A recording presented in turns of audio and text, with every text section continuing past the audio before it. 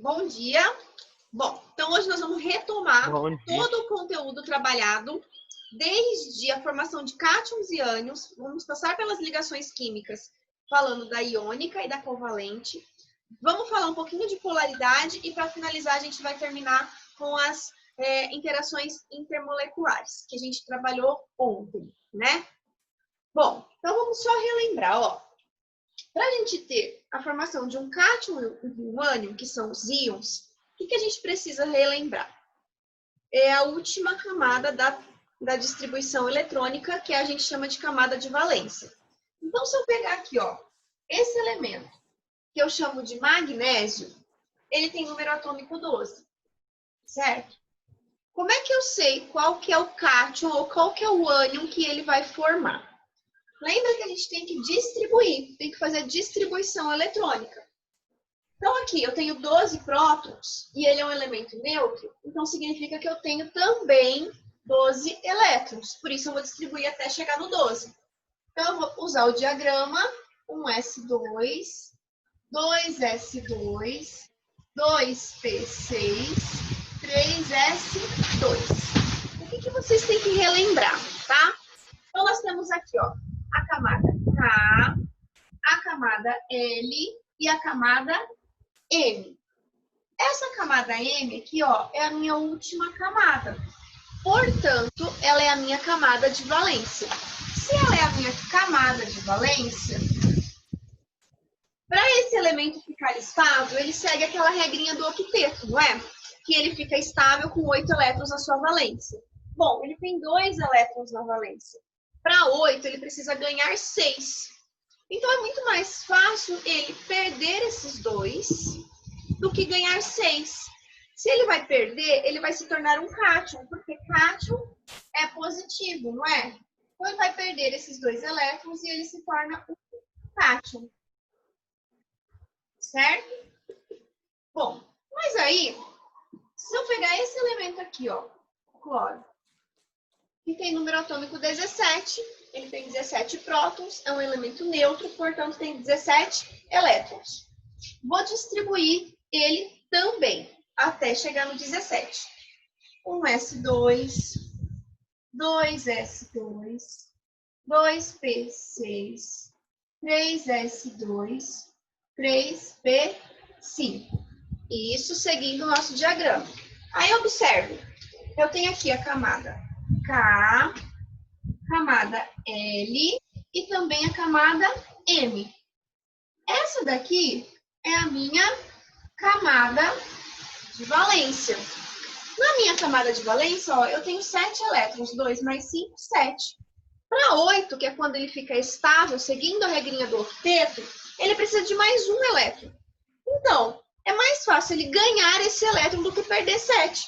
Portanto, o cloro, ele se torna um ânion. Então, o que vocês têm que observar? Primeiro, que o cátion sempre vai ser de carga positiva.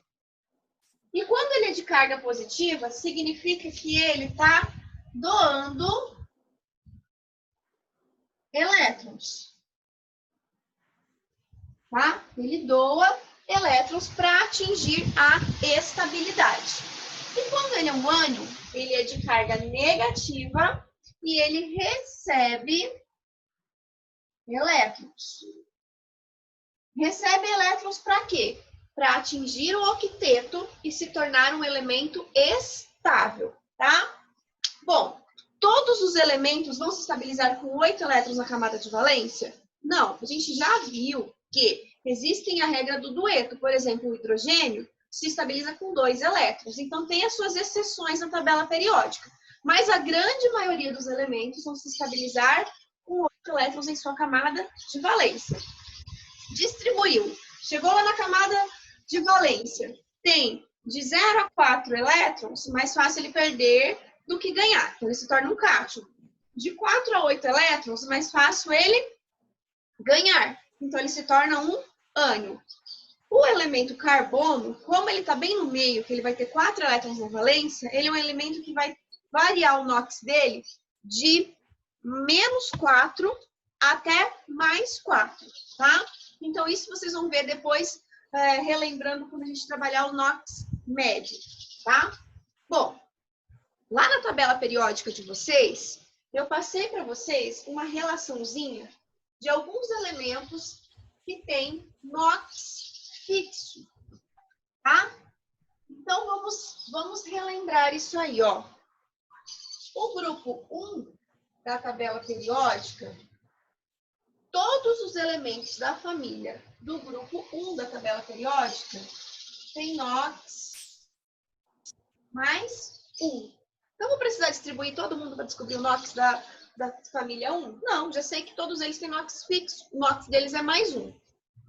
O grupo 2 da tabela periódica tem NOx mais 2. Opa, desculpa aqui. Mais 2. Depois, o grupo 13 da tabela periódica de vocês tem NOx mais 3. O grupo 14, que é o grupo do oxigênio, normalmente eles têm um NOx médio e esse NOx não é fixo, tá? Esse NOx, ele vai variar de menos a mais 4. Então, isso aqui a gente vai ter um NOx variável aí. Depois, o grupo 15, ele tem NOx menos 3. O grupo 16 tem NOx menos 2. E o grupo 17 tem NOx menos 1. Tá? Então, lá na tabela periódica, bem no comecinho, eu já passei isso aqui para vocês, mas vamos só relembrar que isso já vai facilitar a vida de vocês para não precisar ficar distribuindo todos os elementos a todo momento, tá? Então, grupo 1 tem NOx mais 1, grupo 2 tem NOx mais 2, grupo 13 mais 3, grupo 14 tem um NOx médio que pode ser de menos a mais 4, grupo 15 menos 3, 16 menos 2 e o grupo 17 menos 1. Dentro desses grupos aqui, claro que existem os NOx que podem variar, mas isso aí é dito para vocês quando eles estão com NOx diferente, tá? Então, isso é importante vocês terem na mente de vocês. Bom, por que eu estou falando isso, tá? Por que eu estou relembrando isso? Porque quando a gente fala de ligação iônica,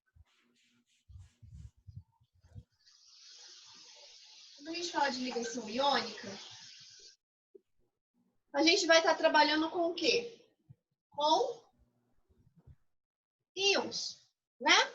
E esses íons são formados por um cátion, que vai doar elétrons, e um ânion, que vai receber elétrons, tá? Então, lá atrás, no comecinho da aula, eu fiz para vocês a distribuição eletrônica do magnésio, e vocês descobriram que ele é um cátion, mais 2.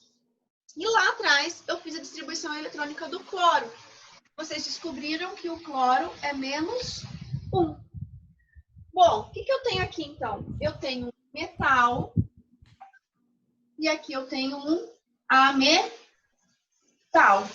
Então, eu tenho um metal e um ametal que formam um cátion, que formam um ânion e, portanto, eles são íons. Se são íons, vou fazer uma ligação iônica.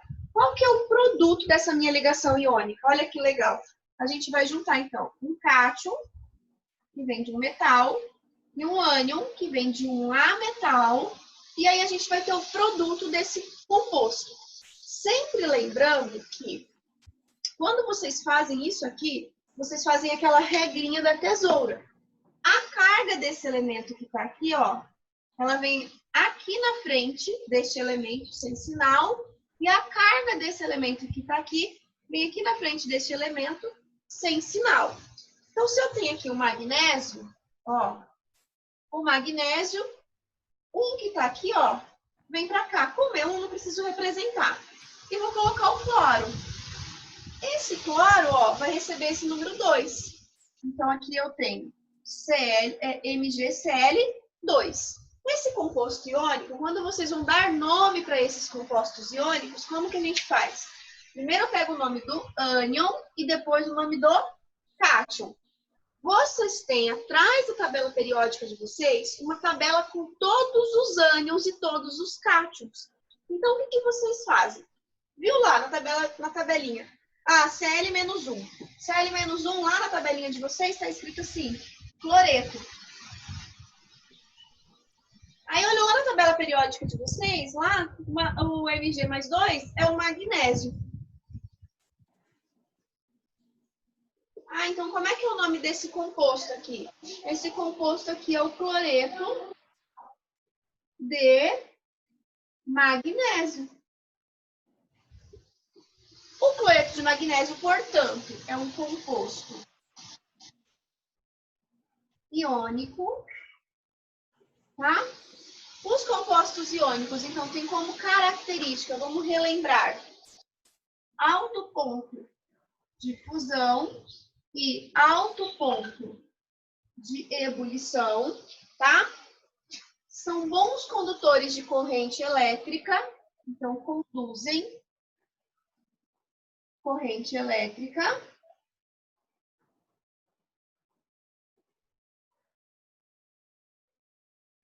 Conduzem corrente elétrica quando? Quando eles estão em solução aquosa, quando eu adiciono água, ou quando eles estão fundidos. O que é fundidos? Quando a gente aquece essa substância até o seu derretimento, tá? E ocorre aqui transferência de elétrons. Isso é muito importante vocês saberem, que numa ligação iônica sempre vai ocorrer transferência de elétrons. O cátion, ele doa os elétrons para o ânion e o ânion recebe os elétrons do cátion, tá? Por isso que a gente fala que ocorre a transferência de elétrons. Outra característica que é importante vocês terem em mente que, se você olhou lá, tem um metal e tem um ametal, já coloca ligação iônica, tá? Os compostos iônicos, eles não vão formar aquelas estruturas moleculares como a gente viu com as ligações covalentes, tá? Então, ele não tem aquelas fórmulas moleculares e toda aquela geometria. Aquilo lá só acontece para os compostos moleculares, tá? Então, quando a gente vê isso aqui, sempre vocês vão montar essas estruturas aqui. Ionização, de dissociação, enfim, mas tem que ser dessa maneira, ok? Bom, isso é o que nós temos para ligação iônica.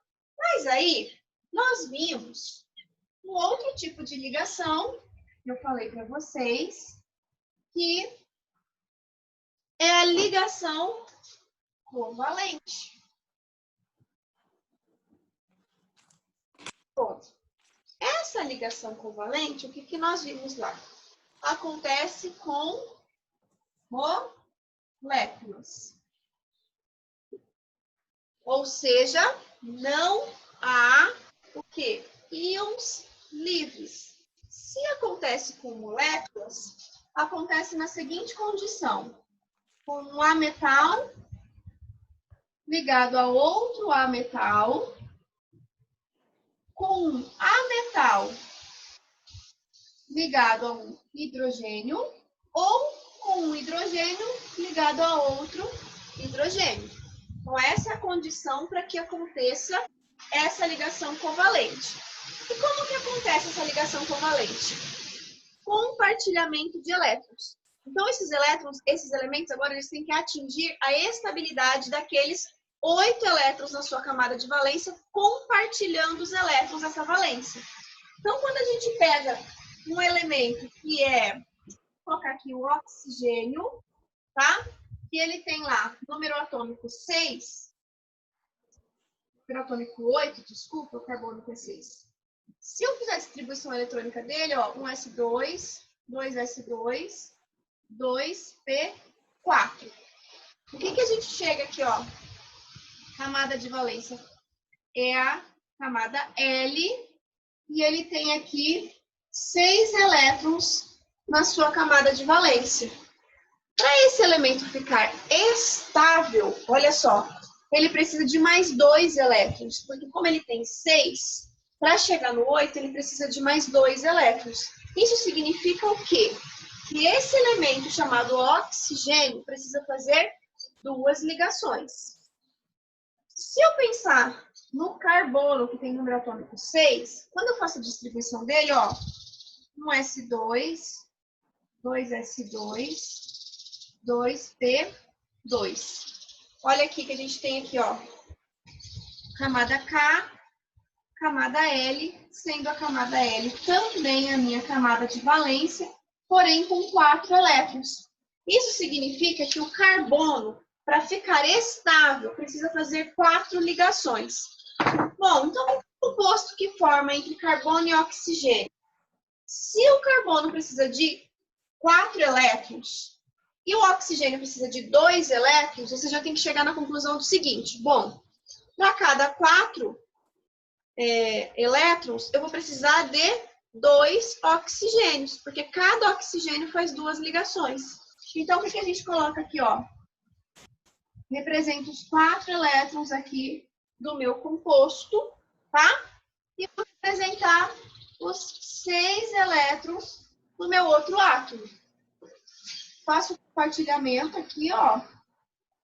Compartilho esses 2 elétrons primeiro e depois faço o compartilhamento com outro oxigênio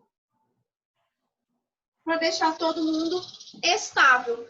Então, aqui agora eu tenho um átomo de carbono, né? Que tem 4 elétrons, compartilhando mais 4 elétrons. Então, ele ficou com 1, 2, 3, 4, 5, 6, 7, 8. Ficou estável. E cada oxigênio, ó, 1, 2, 3, 4, 5, 6, 7, 8, também ficaram estáveis. Então, quando a gente fala em ligação covalente, a gente tem que lembrar que ela tem baixo ponto de fusão e baixo ponto de ebulição, que elas fazem compartilhamento de elétrons. Então, aqui ninguém doa e ninguém perde. Mas eu disse para vocês também que as ligações covalentes, elas acontecem dessa maneira normal. Mas pode ser que em algum momento os pares eletrônicos de alguns átomos já estejam estáveis e na molécula ainda sobre alguém que precise compartilhar elétrons. Então, eu falei para vocês que existe um tipo de ligação que a gente chama de ligação covalente dativa. Isso é um exemplo clássico que acontece com a molécula de ozônio, que é o O3, tá? Então, o ozônio, a gente vai ter 3 átomos de oxigênio fazendo compartilhamento. Cada oxigênio tem 6 elétrons em sua camada de valência. Então, chega num ponto que, ó, vou compartilhar esse par eletrônico aqui, ó. Quando a gente compartilha esse par eletrônico, o que vocês têm aqui já? Esse átomo de oxigênio já está estável. Assim como esse átomo de oxigênio também está estável. Mas é o O3, é o ozônio. Esse elemento faz parte da molécula. Então, o que acontece? Esse oxigênio aqui, ó, ele fala assim, ó, calma aí, que eu tenho um par aqui sobrando e eu posso emprestar para você. Então, o que acontece? Esse oxigênio compartilha os elétrons desse átomo, mas esse aqui não compartilha dele.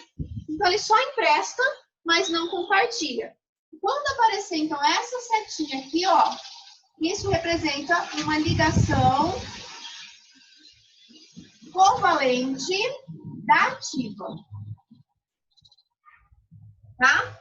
Então, aí vocês têm uma ligação covalente dativa. Quando aparece só as ligaçõezinhas assim, os tracinhos normais, nós temos as ligações covalente normal. Então, vocês têm que saber o momento de usar a ligação covalente normal e o momento de usar a ligação covalente dativa. Precisa saber isso aí. Bom, então vou parar agora um minutinho antes de começar o próximo tópico e eu preciso saber se até aqui Vocês compreenderam o conteúdo? Se existe dúvida, se tem dúvida, façam as perguntas agora, tá? E aí, como... Prof, ó, tá ótimo. Entendi. Agora ficou mais... Agora ficou melhor. É? Ótimo. Luiz Antônio, você tá aí? Prof, Oi. como que eu vou saber quando vai ser dativa? Na verdade, qual que eu vou saber se é a molécula que vai receber a ligação dativa? O átomo, quer dizer. Quando você percebeu que você monta a molécula, quer ver? Deixa eu te dar um outro exemplo aqui. Deixa eu apagar aqui. Você monta a molécula. Ó, vou colocar aqui um SO2. Eu te dei a molécula e eu quero que você monta para mim a fórmula estrutural dessa molécula que eu chamo de dióxido de enxofre. O que essa molécula ela me conta? Ela já me conta tudo o que está acontecendo. Ela está me falando que eu tenho um enxofre ligado a 2 oxigênios. Então, ela está contando isso para mim, que o enxofre está ligado a 2 oxigênios, porque eu tenho um enxofre e 2 oxigênios, certo? Bom, se o meu enxofre está ligado a 2 oxigênios, eu tenho que descobrir quantos elétrons que cada um tem na sua camada de valência, para eu saber o tipo de ligação que está acontecendo. Nós já fizemos a distribuição do oxigênio, então já sei que o oxigênio tem 6 elétrons na camada de valência. Eu coloco aqui os seus 6 elétrons. E eu já sei que o oxigênio precisa de 2 ligações para ficar estável. O enxofre, ele tem número atômico 16. Então, quando eu faço a distribuição eletrônica dele, ó, 1s2, 2s2, 2p6, 3s2, 3p4. De novo aqui, ó, camada de valência K, L e M. A minha camada de valência mostrou o quê? Que ele tem 6 elétrons em sua camada de valência. Ele também precisa do quê? De 2 ligações. O que isso está me contando? Ó, ele tem 6 elétrons aqui. Ele está me contando que o enxofre vai fazer 2 ligações aqui, ó. E o que aconteceu? O meu oxigênio ficou estável, com 8 elétrons. E o meu enxofre também ficou estável, com 8 elétrons. Mas esse oxigênio, ele faz parte da molécula. Ele tem que estar ligado na molécula. Então, o que acontece? O enxofre, que é o átomo central, vai fazer o quê? Vai ter que compartilhar uma nuvem eletrônica com ele. Então, ele vai fazer o quê? Ele vai emprestar esse par eletrônico, onde esse oxigênio vai utilizar os elétrons do enxofre, mas o enxofre não utiliza os elétrons do oxigênio.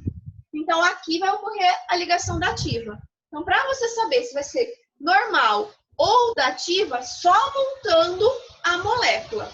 Se fosse um SO3, ó, se eu, no lugar de ser um SO2, fosse um SO3, eu ia ter que ter mais um oxigênio aqui, ó. Ó, eu ia ter que ter mais um oxigênio aqui. E o que o enxofre ia ter que fazer? Ele ia ter que doar essa nuvem eletrônica aqui também. Então, ele ia fazer 2 ligações dativas. Então, para você descobrir se é normal ou se é dativa, tem que montar a molécula. E vendo se vai preencher a camada de valência de vocês com 8 elétrons. Preencheu com 8 elétrons, a partir daí vai acontecer ligação dativa. Certo? Mohamed, tirei sua dúvida? Certo. Ficou claro Sim. agora? Breno? Ficou. Sim? Não? Eu chamei o Luiz Antônio, ele não me respondeu, ele não tá na sala? Tá sim. Luiz, e aí? Tô indo. Mesmo? Aham, mas tô indo. Vai me Olá, parando e vai tirando as suas dúvidas, Luiz. Não precisa ter vergonha de perguntar, tá bom? Flávia, você que é... Professora, Pode falar. será que se eu procurar exercício na net, tem? Tem, mas se vocês quiserem, eu mando para vocês mais alguns exercícios dessa parte de ligações covalentes ainda. Eu vou dar mais uma treinada para mim ver. Isso, porque aí é treino mesmo, não tem como escapar. Tem que Ô, ficar... prof, Oi. não sei se a senhora acabou explicando que eu não prestei muita atenção, só que eu só não entendi quando, por exemplo, tem o... todos os metais, eles têm 8 elétrons, né, na camada. Não, todos os metais, eles tendem a ficar estável com 8 elétrons. Então, eles podem ter 1, 2, 3 elétrons na camada de valência. Eles se tornam um cátion ou um ânion, os metais. Tá? Só que aí, por exemplo, quando, por exemplo, o SO2 aí, quando fica, por exemplo, o SO4, um monte acaba emprestando pro metal S, né? Isso. Aqui a gente só tá. tem a metal, né? O enxofre é uma metal e o oxigênio é a metal, porque isso aqui só acontece com a metal, tá, João? Então aqui, ó, ele emprestou, por quê? Porque ele fica estável com 8 elétrons. Então ele já tinha 6, ó, 1, 2, 3, 4, 5, 6. Quando ele fez esse compartilhamento aqui, ó, ele ficou com 1, 2, 3, 4, 5, 6, 7, 8. Ele já ficou com 8.